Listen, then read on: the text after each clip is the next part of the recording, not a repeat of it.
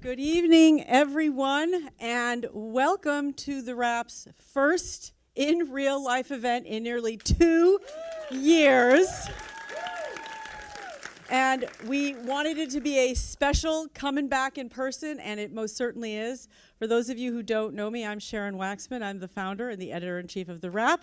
And we've been doing this for 13 years now, and I am so glad to be here and to welcome tonight the star of Respect, Miss Jennifer Hudson. This is a new reminder of an experience we used to do all the time, which is get to look at somebody's film and then talk to them live about it. I'm so thrilled. Okay, so let me just start with a comment, which is when you watch the film as a viewer, you very easily get lost in thinking you're not watching Aretha at a certain point. At least that was my experience. Certainly when you're singing Amazing Grace, you're so deep in that song. And we know, because most of us have probably seen the film when it first came out, that actually Aretha Franklin asked you to play this part. We can talk about that in a minute. But the first thing I want to ask you as an actress, how you shed all of that when you're on set. The weight of knowing you're playing Aretha Franklin, the weight of knowing that Aretha has expectations of your performance. How do you leave that behind to inhabit the role? Wow, in a way I don't think you can shed it. I tried not to dwell on it or think too hard on the task, because it's like, oh God, this is Aretha Franklin. And she said, Jennifer, do this. You know what I mean? And it was also my dream as well. And then being a fan and knowing what she represents to us all, you know, to the world musically. But that is a thing that gave me the passion that much more, because this is the most personal project to me, you know? And so it made me want to lead from the most honest, vulnerable place possible, knowing what she left me with to do, you know what I mean? And so I tried to come from the most honest, in-depth place, and most of all, to live in the moment, to truly experience it versus try to copy something or imitate and allow the influence that she's had on me musically to come through. You know what I mean? And that is the way I try to approach it. Well, I'm sure, and when that shows in, certainly in the many incredibly deep musical performances that you give, in addition to just the performance as the actor as well. Thank you. It just is, it's so moving. Let's step back and remind our viewers and our audience how you came to this project, that Aretha actually did ask you to play this role. And that was quite a long time ago, It was right? a long time ago. Yeah. We met 15 years ago, right after I won the Oscar for Dreamgirls. We met in New York. Yeah. Oh, yeah, we should say. Jennifer won an Oscar for Dreamgirls. And imagine that, sitting. First of all, wait a minute, what? I won an Oscar? You know, wow. And then Aretha Franklin wants to meet you, you know, and having lunch with her, and the first thing she says to me, by the way, was that unexpected to you when you won the Oscar? Was it 2004, yes, ma'am. right? I sat there when they called out the nominees in that category. I said, you did an awesome job just getting this far. And when they called my name, I said, Jennifer, don't get up. Nobody heard that but you. That is exactly, y'all, I'm serious.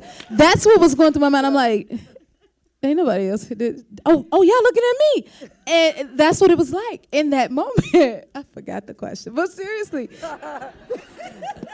I just needed to check that box because, you know, okay. And then after that, Aretha Franklin called you up and said. Yes, and we had a meeting in New York, and it was about me playing her. And one of the first things she said to me, what, you're shy or something? I was like, well, I am sitting at the table with the queen of soul. Like, it's not every day you get to do that, you know? And at that time, there was no script, but I always knew, you know, in the back of my mind, anytime I got to tribute her, anything in my mind, that was always my audition, you know, because I knew we had that conversation. And it wasn't until 8 years after that, when I was on Broadway doing Color Purple, where she called me and said, I've made my decision, and it is you who I want to play me. And then she told me not to tell us all. I said, yes, ma'am, I won't. And then she went and told it to the press the next day. And so it's been a long time in the making, you know. So when the time finally came, that's what I mean. Like, I don't think it's really ever a way to put something that massive out of your mind. So, and especially with knowing how long of a time it took to create the project, once we started filming, I was like, is this really happening? Like, this is happening, you know, in those moments, because it took so long for that time to come. Mm-hmm. But it was always in my mind. So how did you actually prepare for playing her and for learning how to sing like her? And also, I gather you learned how to play piano, right, for this role? Well, Aretha played. I peck. Wait, let's be clear. She was gifted, you know. But I felt it was it's such a huge element of her, and I couldn't say I'm going to play Aretha Franklin and not learn about her craft in that way. And it was the most unnatural thing to me. I was like, if we started shooting tomorrow, I would be able to probably act and I'll be able to sing these songs. But what I will not be able to do is be able to play this piano. And so that was the first thing I started with, the piano. And I still do it now, you know. So like, it's changed me musically in a way. I no longer listen to music and just listen to the top line. I also listen, I need to know the chords, I need to know the progressions. And so it's still very much a part of me. And I mean, but that's the effects of Miss Franklin, you know? Yeah, and then vocally, so it's so many tracks. It's like when even picking the songs was difficult. It's like, oh my God, what do you pick? And even thinking of the people that's in her life or the happenings in her life, everything was legendary. Everyone was legendary. Everyone was iconic. The songs are classics. It's like, well, what songs do we do?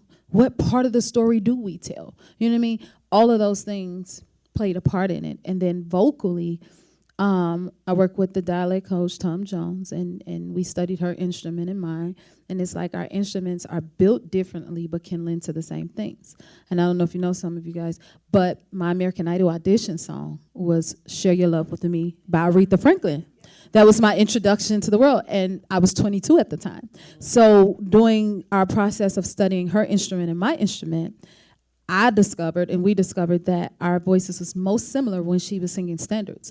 And I was able to look at my American Idol audition when I was 22 and then look at her singing that same song at 22 to see how similar our voices were at that time.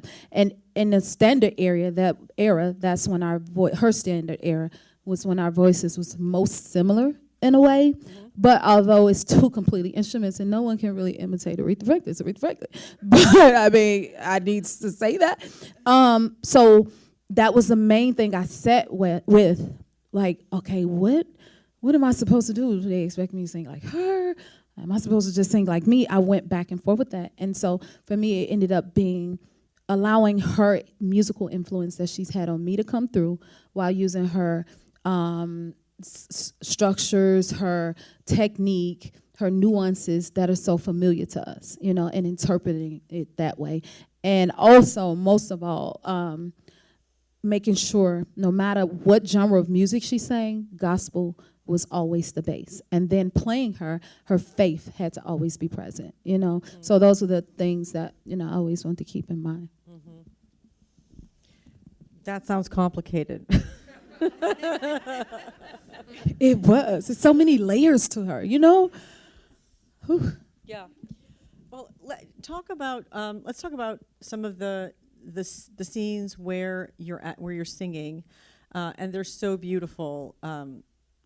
Ain't No Way is gorgeous. Is one scene I can watch it over and over, that performance. And was it fun? Was it difficult? Which were the hardest elements of those performance scenes? Probably when the emotion was a part of it as well, because all the singing was live. So it's like, okay, keeping singing it from her perspective, and then when you added the emotion on top of it, it's like, okay, how do I balance this out? Stay in character to be able to, you know, and then being an artist, a singer, a song is just a song, but when it's a film, no, it's the narrative. It's telling the story. And then it's an arc within the age as well. And she's going through different genres. So, and thinking of whatever the circumstances and what's the subtext of the song in the context of this scene and the storyline in this moment, you know, which will send your brain on a journey alone, you know? And then I would have to say, as far as acting, like, one of the things that took me back from the very beginning was I was thinking I was going to walk into set and be Jennifer and express myself in these scenes. And then I'm like, no, this is Aretha. Women didn't exist this way in that time. They wasn't allowed to take up space. They wasn't allowed to be expressive and speak their minds. And I was like, how? And then she was a very introverted personality. I always, being around her, I'm like, hello, I'm right here. Did she see me? You know what I mean? Like, because she had this strong presence, but it was a silent. It had a silence to it. So it's like, wow, how do you tell that story with minimal words where people can still understand the story and you're not really even speaking? Whereas I walked in like, I'm going to tell the story, or this is how I feel. This is what I want to tell Ted. This is what I want to do.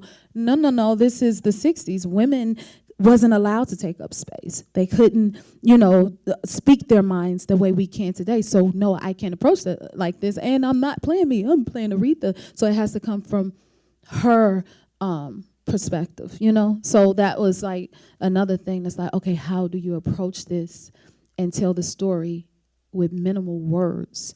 And she, you know, at times didn't even have a lot of expression, but it was necessary and needed to be able to tell the story. Okay, so then take us through one of the songs, then one of the scenes, either like in the Muscle Shoals studio, where there's a lot of people in the scene. You're playing and singing. What was that like? What was the energy like? Was there a lot of takes? Are you? Was that Ain't No Way? Or is it Never Loved a Man? Was one, yeah. Never Loved a Man? Yeah, well, that's the first one, and then afterwards, yeah, you sing both of them. Yes. Correct me if I'm wrong. Because both of them was kind of in a similar setting, but obviously it was different scenes. Right. And when I think of Never Loved a Man, that's Aretha in the scene where she's getting to show, she's like kind of like evolving in the scene and taking the front seat for herself. That's you know right. what I mean? So you have that arc to tell. I believe that's the scene when Ted walks in and he's leading. Exactly. First, right? Exactly. But by the time we get to the end of the scene, Aretha's leading it.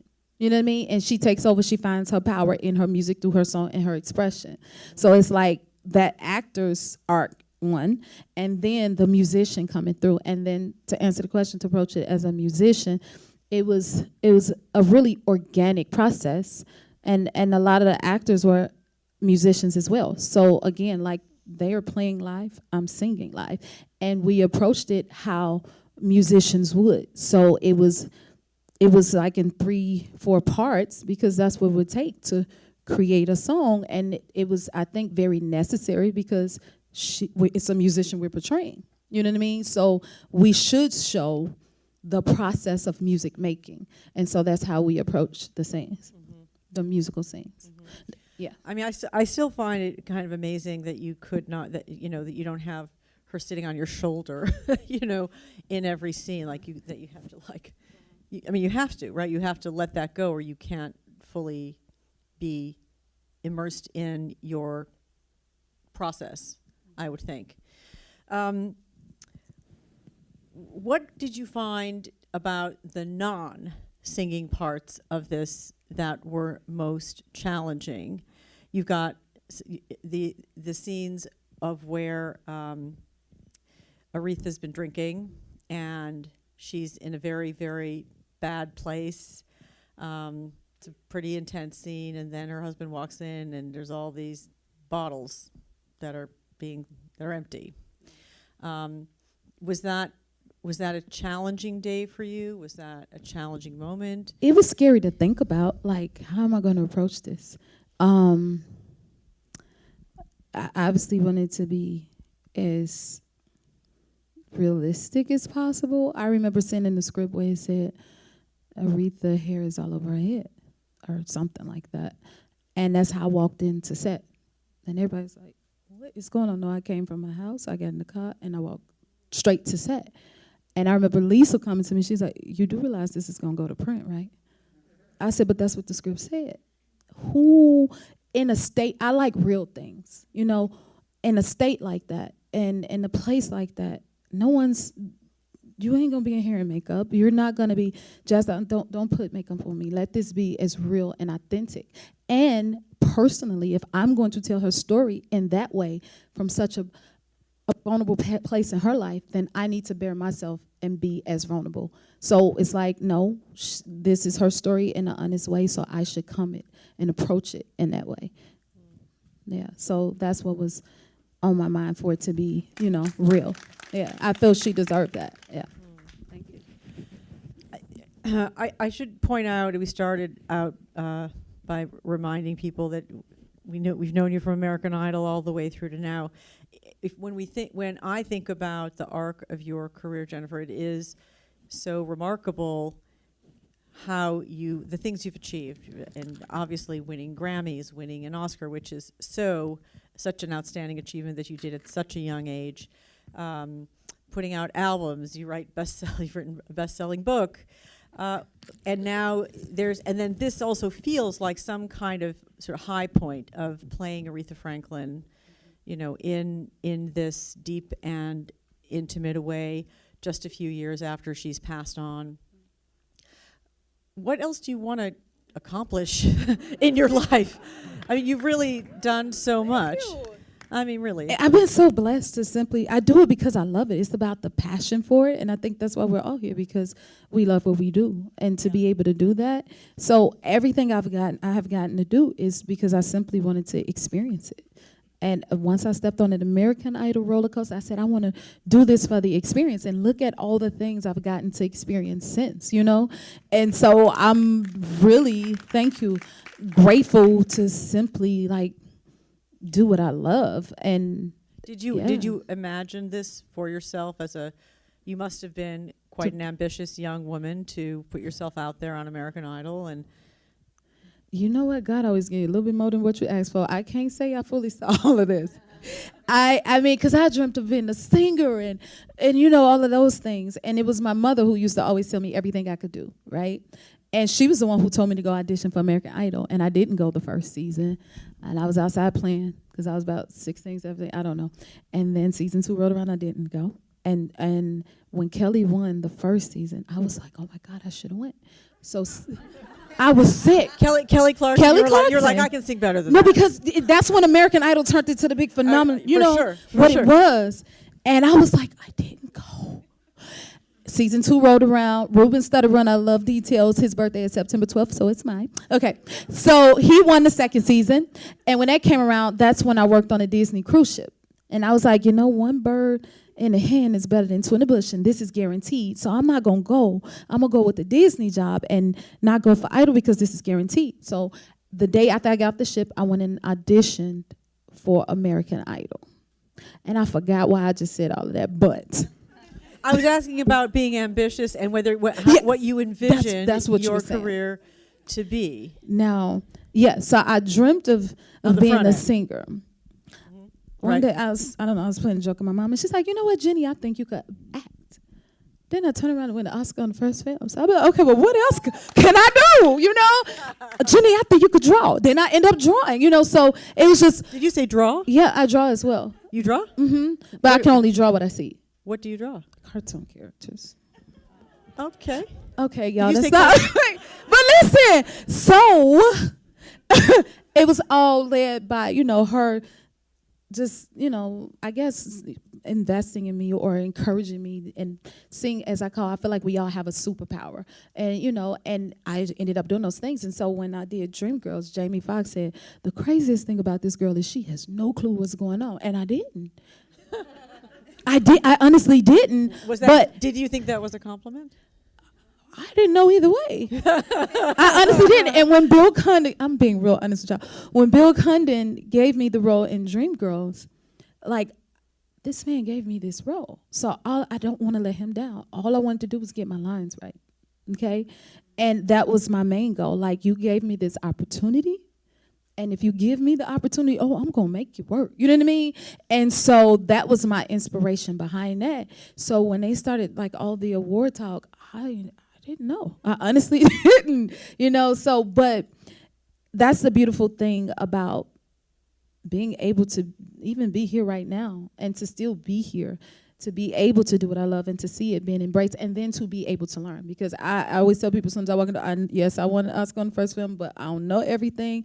I am here to learn, and I'm always trying to absorb, and just grow in that way. And then to be a part of such, greatness and from the Academy to everything else, it's like I want to honor that, and throughout my career. The work hasn't even started yet. It's something I respect and take very seriously, Yeah. So when you think about, and I know the film just came out a few months ago, so maybe you're not already thinking about the next thing, but what other things would you like to accomplish in your career that you haven't already done? Well, you know what? I don't mean to sound cheesy, but I'm really grateful. I just want to be able to continue to do what I love to do, and I'm beginning to do that. And maybe one day direct, but again, I got to learn some more. Hold on. Thank you. So hang on. One day. If you were to direct. Okay. What would you direct? I don't know. Yeah, but I think I would like to, and I feel as though through each project, like even in this, I have to go back to, I can only speak from my experience. Dreamgirls, I was an actress that was say Jennifer played this role, yada, yada, yada. Respect comes around. Now I have to, you take a little step. One step, as my grandmother used to say, one step, one day at a time. And it's like I learn as I go. So it's like I'm not just the actress in it, but I also got to see from a different side, from a executive producing side, learn from that lens, have input here and there, not just hop in there like I'm finna just direct everything. No. I'm gonna take baby steps, learn as I go, and then one day I would love to, direct something. What? Honey, I don't know yet, but one day I will. I'm sure you will. Yeah. I'm sure you will. As somebody who is I would say a prominent and accomplished woman of color in this industry, do you think much about the conversation around inclusion in this industry and how the movies need to offer more roles to women, offer more opportunities to people of color, and that actually has been changing, up and down, in front of the camera better, behind the camera maybe not so much, so I'm really happy to hear you're going to direct, because I bet you are. But, do you have thoughts about the progress or the lack of progress that's been made in this industry? I mean, I think there's been progress, but, there's always room for more. And I have to go back to my mama. We could show them better than we could tell them. And long as we keep, in respect, you have a woman director, a woman writer, it's led by women. So, the more we put out the work and show what we can do, then it makes more room for us. Although, I think we should have that same respect. I think it's happening, maybe not quick enough and not enough, but I would like to see more being done in that way, yes. Mm-hmm. Well, you're certainly a good reason, and you can help drive that. I would love to. Yeah, definitely. I'm sure you will. Yes, ma'am. Well, thank you, Jennifer Hudson, for Thank being you. here. Thank y'all for having me. I'm gonna write my book. What else y'all tell me to do? You have a directing project? I listen. Y'all gonna be like, you remember that? I told you I'm present. Okay. Thank y'all. Thank you all. Thank y'all for coming out. I appreciate it.